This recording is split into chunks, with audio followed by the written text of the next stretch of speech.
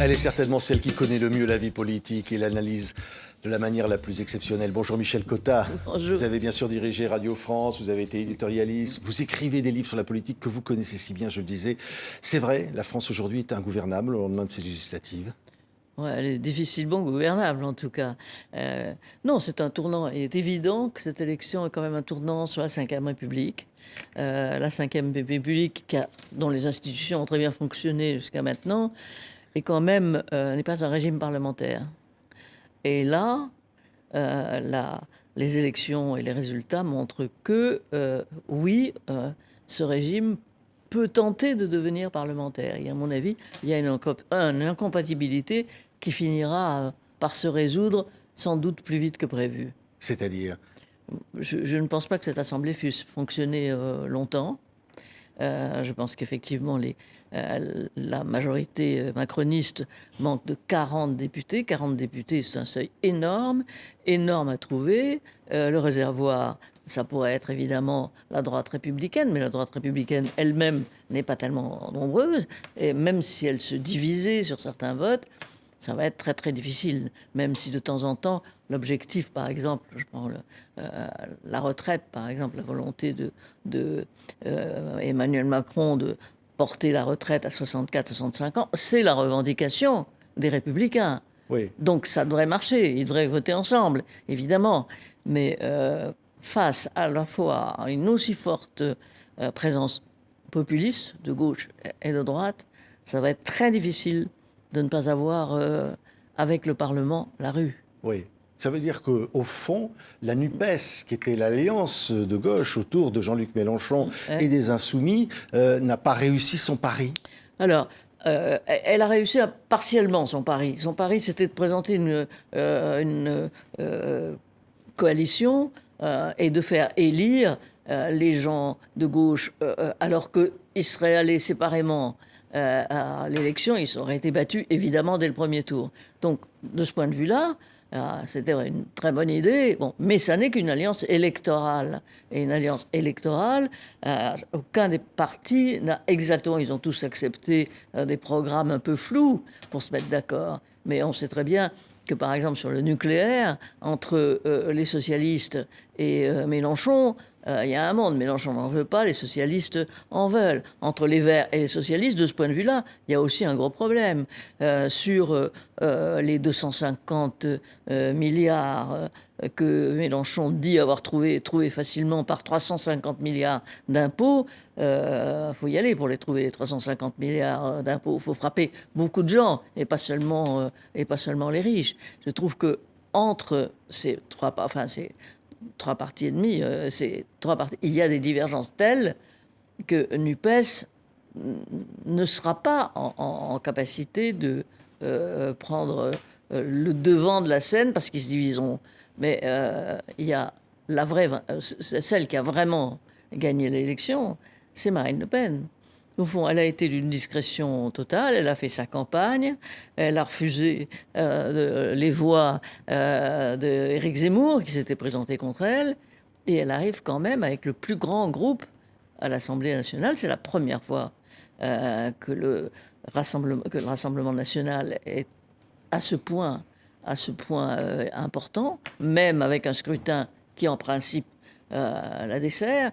Bon, voilà, ça va être très difficile de faire passer un... Donc, je prends l'exemple ils vont déposer sûrement, NUPES a déjà, enfin, ou les Insoumis ont déjà dit qu'ils déposeraient une motion de censure contre Elisabeth Borne, qui est donc jusqu'à présent Premier ministre.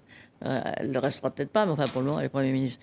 Ça veut dire que, en admettant qu'on ajoute les voix de tout le NUPES, qui n'a pas encore eu le temps de se diviser, les voix de l'extrême droite de Marine Le Pen et quelques voix de députés républicains dont on sait qu'ils sont plus à droite que les autres, mettons, eh bien, cette motion de censure risque d'être acceptée par une majorité complètement hétéroclite, qui serait elle-même incapable de gouverner. Donc c'est ça la difficulté que va avoir maintenant Emmanuel Macron. Alors, Il va donc chercher des voix sur chacune de ses propositions. Et notamment, premier rendez-vous sur le programme finance budgétaire, sur les questions budgétaires de la rentrée. Bon, là-dessus, il a le droit, effectivement, d'adopter ce qu'on appelle le 49.3, c'est-à-dire de le faire passer plus facilement. Il reste que c'est une échéance majeure. S'il n'arrivait pas à faire accepter le budget, là, pour le coup, tout éclaterait. Si tout doit être aussi compliqué que ça, moi, je crains la paralysie. Voilà. C'est-à-dire qu'au fond, il serait obligé de provoquer de nouvelles élections législatives, de dissoudre l'Assemblée nationale à terme? À terme, tel que c'est, et s'il n'y a pas de pacte de gouvernement des Républicains avec les macronistes, et apparemment Christian Jacob hier a dit qu'il n'y aurait pas de pacte républicain, oui, ça va être, à mon avis, très très dur. Parce que vous comprenez, on cite tout le temps le cas de Michel Rocard. Michel Rocard, il avait 10 voix, ça se trouve, 10 députés, ça se trouve. 45, c'est beaucoup à trouver, surtout dans cette structure-là, où il ne peut attendre de ralliement ni de l'extrême droite, ni de l'extrême gauche. Oui, un contexte marqué par une très forte inflation, situation économique très difficile, qui a évidemment pesé certainement dans le résultat. Oui, ça a pesé, mais ça risque vraiment, enfin, je veux dire, ça risque d'être une crise grave, parce que l'inflation ne s'arrêtera pas d'un coup de baguette magique.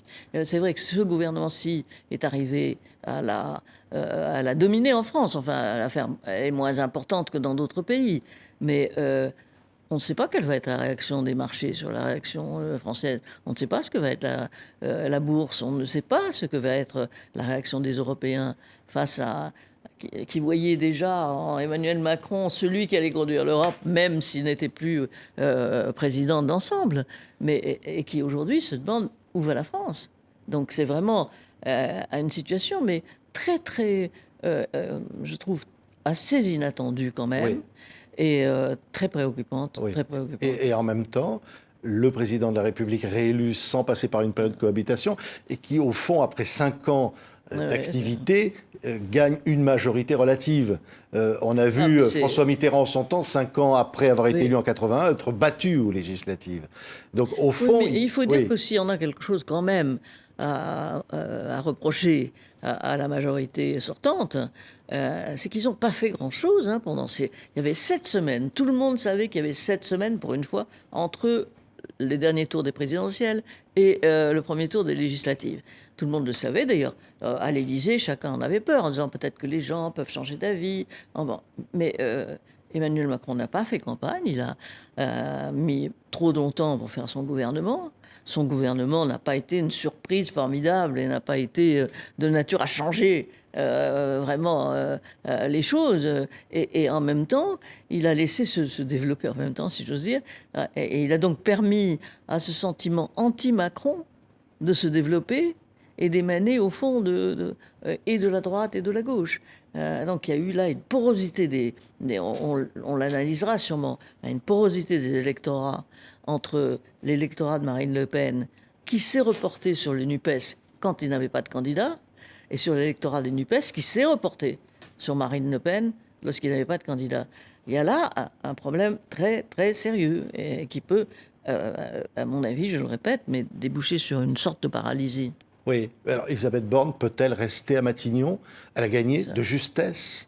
Oui, elle a gagné son pari, elle est élue. Elle est élue, mais en même temps, est-ce qu'elle est la meilleure personne pour faire campagne? Vous savez, quand il faudra être Premier ministre et entrer à l'Assemblée nationale la première fois, quand on voit la violence des Insoumis quand même, quand on voit la violence de Jean-Luc Mélenchon, qui ne sera pas là, parce qu'il n'est pas député, mais enfin qui sera relayé par toute une catégorie de jeunes qu'il a su former, et un peu à son image. Il faut être très très costaud pour être Premier ministre, très costaud, connaître très bien ça. Alors, elle connaît très bien la machine. Elisabeth Borne, elle a tout à fait, depuis le gouvernement Jospin, elle est dans la machine, elle est dans la politique. Mais de là à affronter physiquement, vous savez, quand vous êtes seul sur ce perchoir et que tout autour de vous, vous avez des gens qui protestent, qui claquent les pupitres, qui crient des injures, c'est très très difficile de résister. Il faut avoir un coffre. Mais en même temps, on peut dire qu'il y a aussi un intérêt pour la vie parlementaire. Désormais, il va falloir composer avec une Assemblée nationale qui va enfin exister vraiment, à l'heure où il y a eu tant d'abstentions encore dans cette élection, pour montrer que la politique... D'ailleurs, il y a eu beaucoup d'élections, mais enfin, à mon avis, les élections montrent une désaffection aussi vis-à-vis d'Emmanuel Macron. Parce qu'on sentait bien que pendant cette campagne, la majorité était menacée. Par conséquent, si ça avait été des gens persuadés qu'il fallait aller au secours de la majorité, ils auraient voté. Donc ceux qui n'ont pas voté sont des gens désenchantés, peut-être par tout le monde, mais aussi par Emmanuel Macron. Alors, est-ce qu'on peut considérer que ça donne de la vie à l'Assemblée? Oui, j'aurais dit un petit peu d'opposition, c'est très bien. Trop d'opposition, ça risque de poser des problèmes. Un petit peu d'opposition, des gens disant, vraiment calculant, présentant des projets, votant de temps en temps, refusant de voter les projets du gouvernement de l'autre. Oui, ça donne de la vie. Mais là, je crains que ça donne plutôt encore une fois, l'incapacité du système à dominer un système parlementaire qui n'est pas prévu, encore une fois, par la Ve République. De Gaulle et le général de Gaulle et Michel Debré avaient fait cette constitution en 1958. Tout le monde sait que Jean-Luc Mélenchon veut la détruire, cette constitution, en faire une autre. Il se débrouillera pour qu'on soit presque obligé d'en faire une autre. C'est un tournant majeur de la Ve République. Oui, et en même temps, on a dit pendant toute cette campagne combien la NUPES a animé, et Mélenchon a animé la campagne, et au final, on s'aperçoit que la France est très à droite. Mais on le savait, ça, on le savait dès le début. On a fait tous les enquêteurs des différents services de sondage avaient dit et savent que la France est effectivement a glissé vers la droite. Elle a glissé vers la droite à cette nuance que rien ne ressemble plus au populisme de gauche que le populisme de droite. Donc il peut y avoir une alliance entre Marine Le Pen et Jean-Luc Mélenchon. Sur certains points, oui. Sur la retraite à 60 ans, oui. Sur la distance à prendre avec l'Europe et le permis de désobéir qui avait été institutionnalisé en quelque sorte dans la charte du NUP par Jean-Luc Mélenchon. Oui, sur tout ça, ils seront d'accord. Oui. Même pour rappeler des fachos pas fâchés. Des fachos pas comme fâchés. A dit Jean-Luc Mélenchon. Et en disant que qu'il s'était trompé, évidemment, mais c'était un lapsus significatif.